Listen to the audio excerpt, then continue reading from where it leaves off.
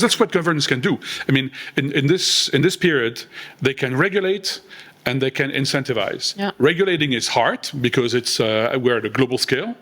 You know, most pieces of the economy are local or regional.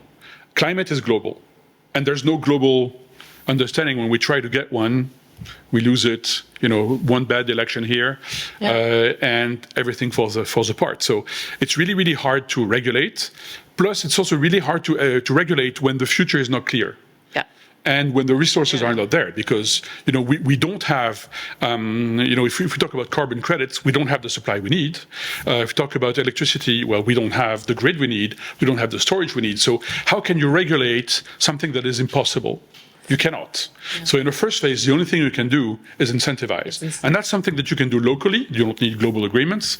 And that's something that, you don't need to know what the future will be. You incentivize, you try, test and learn, it's small scale. You see what works, what doesn't work. And then eventually, I think supply will be there. And a broader regulation to impose things, can be implemented. But in the short term, you need to incentivize, and that's subsidies, loans, at the critical stage, which I think is going from small-scale production to large-scale production.